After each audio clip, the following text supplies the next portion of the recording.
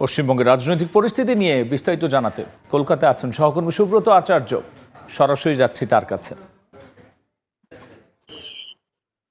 দেখুন, বিষয়টি অনভিপ্রেত হলেও এই ঘটনা কিন্তু ভারতের বিধানসভা কিংবা লোকসভায় নতুন নয়। এর আগে তৃণমূল নেত্রী, বিরোধী দলীয় নেত্রী মমতা বন্দ্যোপাধ্যায়ের দিকে কিন্তু যখন উনি বিরোধী দলীয় নেত্রী ছিলেন, তখন কিন্তু একই রকম ভাবে তৎকালীন স্পিকারের দিকে তিনি ফাইল ছুঁড়ে মেরেছিলেন এবং একই সঙ্গে লোকসভাতে যখন তিনি সংসদ সদস্য ছিলেন, তখনও কিন্তু লোকসভার কক্ষে তিনি ফাইল ছিঁড়ে ফেলেছিলেন।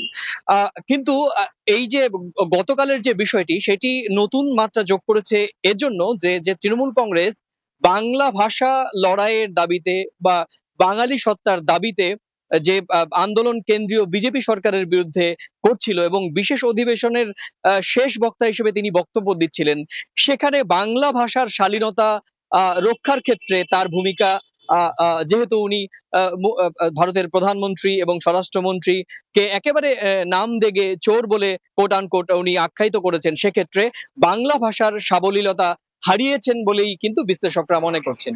এবার আসি এই এই ঘটনার পরিপ্রেক্ষিতে স্বাভাবিকভাবেই বিজেপির বিরুদ্ধে বিজেপি এই বিষয়টিকে তৃণমূলের বিরুদ্ধে হাতিয়ার করবে। আপনি জানেন যে আগামী বছর পশ্চিমবঙ্গে পশ্চিমবঙ্গে বিধানসভা নির্বাচনের আগে এখন প্রত্যেকেই রাজনৈতিকভাবে নিজেদের পরস্পরের বিরুদ্ধে হাতিয়ার শান দিতে শুরু করেছেন। যেরকম তৃণমূল কংগ্রেস বাংলা ভাষা, বাঙালি এবং বাংলাদেশি অনুপ্রবেশকারীর বিষয়ে তৃণমূল কংগ্রেস রাজনীতি করছে এবং একই রকম ভাবে বিজেপিও তাদের বিরুদ্ধে পাল্টা রাজনীতি আসছে। প্রশ্ন আসছে, বিজেপি প্রশ্ন তুলেছে, যেহেতু আপনারা জানেন অনেকেই এই রাহুল গান্ধীর বিরুদ্ধে কিন্তু রাহুল গান্ধী সংসদ সদস্য পদ খারিজ হয়ে গিয়েছিল প্রধানমন্ত্রীকে চোর বলে আখ্যায়িত করার কারণে।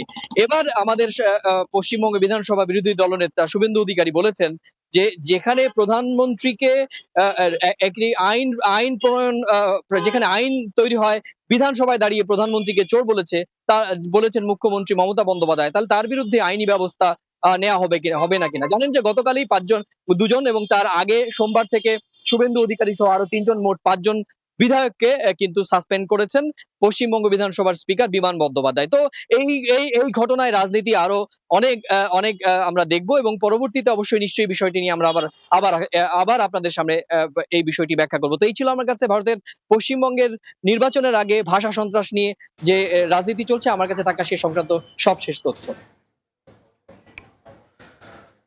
পশ্চিমবঙ্গের রাজনৈতিক পরিস্থিতির সবশেষ নিয়ে আমরা সরাসরি ছিলাম সেখানে।